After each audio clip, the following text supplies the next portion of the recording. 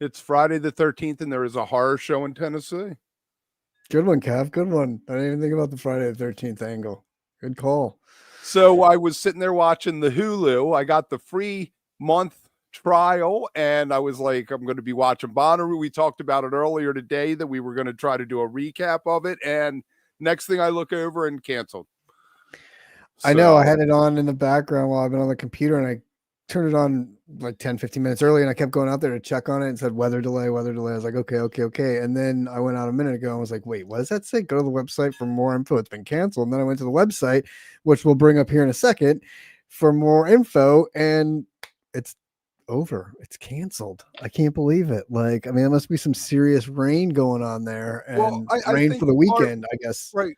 Part of it, I'm assuming, is having been there. There's some low level camping areas, and I think they probably flooded, and people's tents are probably floating.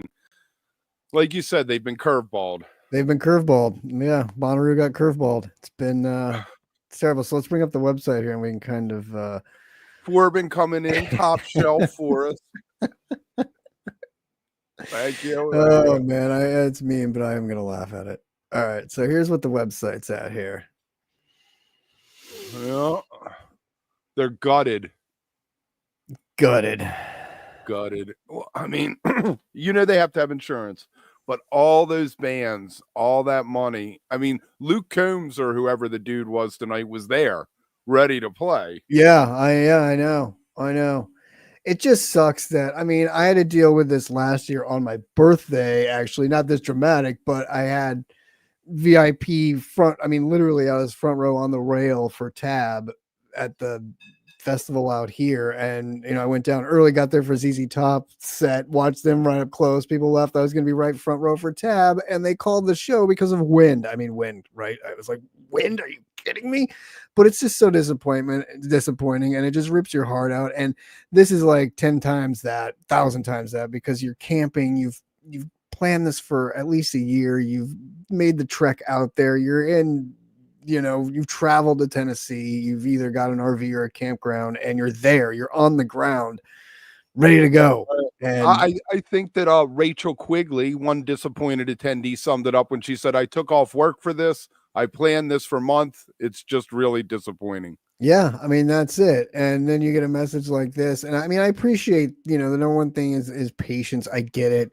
Some of those other campsites, it sounds like, are in bad shape, and the rain's puddling. They're asking RVs to stay where they are if they can for the night, because they're on higher ground and they'll get them out tomorrow. They're asking the people who are in the good, the better spots to hang out and let them deal with the disaster area, I think, is what that lower campground has become. And we did look at the weather a little bit, and it says it's supposed to stop raining around 10:15 tonight, but then it's supposed to pick back up around 2 or 3 and kind of rain into tomorrow, and then rain throughout the weekend. But I was thinking tonight, if you are stuck there and you're one of those people that you're in good shape and you can get through the night, I think it might be kind of a fun night. You might have a fun, like, it's going to suck, but you might kind of have a fun, let's just rage the thing out tonight and have do what we got to do because we're leaving tomorrow. So there'll probably be some fun stories coming out. There's probably going to be a lot of stories coming out of both tragic and good coming out of this. You hit the nail on the head there. An indoor summer show, you have air conditioning and no weather. Thank you. Right. But festivals indoors, I don't think you can really pull that off. And then we talked about, like, the Sphere could do an indoor festival. Something like the that. problem, I guess, with an indoor festival is you only have the one band. You're in one venue. You can't really separate it out. You'd have to do something. Although, you'd have to do something around that. So here's the refund situation.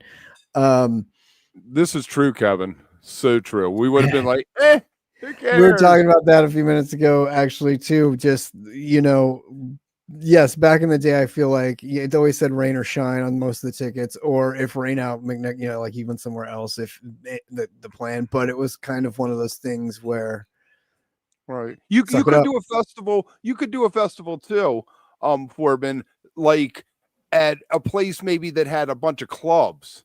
Like, you went to somewhere that had within a few block area. You'd have to go out in the weather in between, but you would know these bands are at this one venue. What's up, Mr. E? And I think Gabe Hinge, I think I know they just came in from Europe and they're probably maybe a little excited about it, a little jet lagged, a little like, okay, they got like we don't have to play. But I was really looking forward to 3 seeing shows. They were residencying. Yeah. You know, they were playing, I think, the next 3 nights. And so can you imagine what Nashville's gonna be like tonight? All these musicians with nowhere to go. Or all weekend for that matter. I mean, you've planned on being around for the weekend, so maybe you're going to get some good shows out there this weekend. So, yeah. But as far as refunds go, I think you know, they're going to try and make it right as best they can. It says 4-day admissions, you'll receive a 75% refund. I think that's sense. Yeah, I think that's good. I think 25% should go to upfront costs of like. Well, they got their show yesterday. You saw your show yesterday, and everything's been set up. Like everything was set up and going and running, and they paid. So it's a little hard to.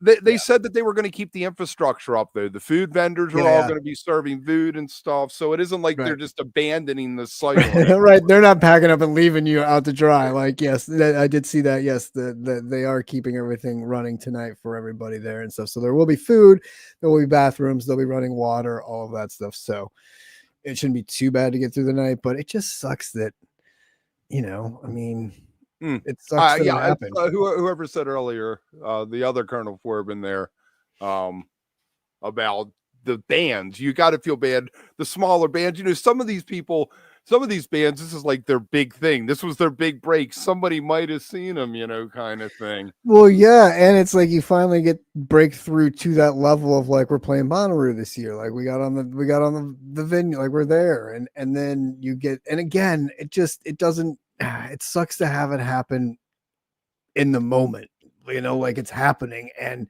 you get it taken away from you.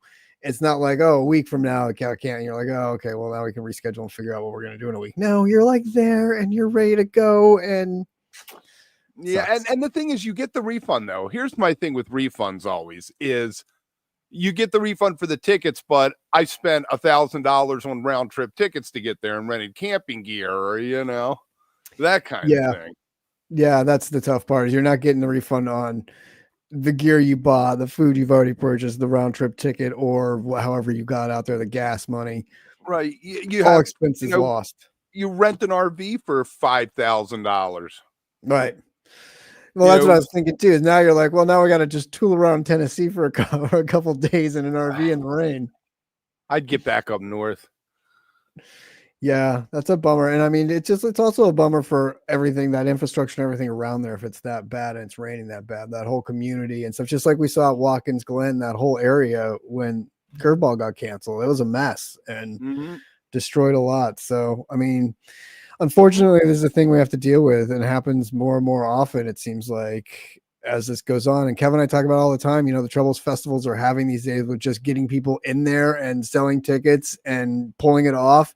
And then you have something like this on top of that, which makes it harder for people to be like, screw it, let me just wait till the fall, or to your point, go to indoor shows instead and not waste time and money and, on possible rain. If this was your thing, you took off work, you spent all your extra cash to do this, you got nothing to look forward to for the rest of the year.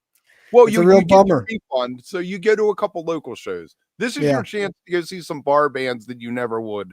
Exactly. Over the next few months.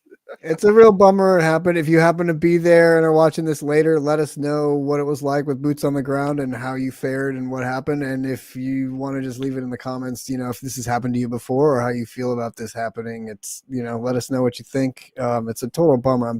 I'm bummed because we did a whole festival thing on Bonnaroo and we were looking forward to watching it. And we were going to do a review of the whole weekend next week and talk about it. So this sucks for us at home too. So yeah. Sorry for everyone that was going. We're dropping something about Electric Forest tomorrow. That's the next festival I guess we're going to curse. It rained at Crawfish Fest. It was freezing at Delfest every time we do one of them. Watch out, High Sierra. We're coming for you. Make sure you like and subscribe and think about becoming a member. We got lots of exclusive member comment. And thanks everybody for checking in. Nice Star Killer. I like that. We'll see you guys soon.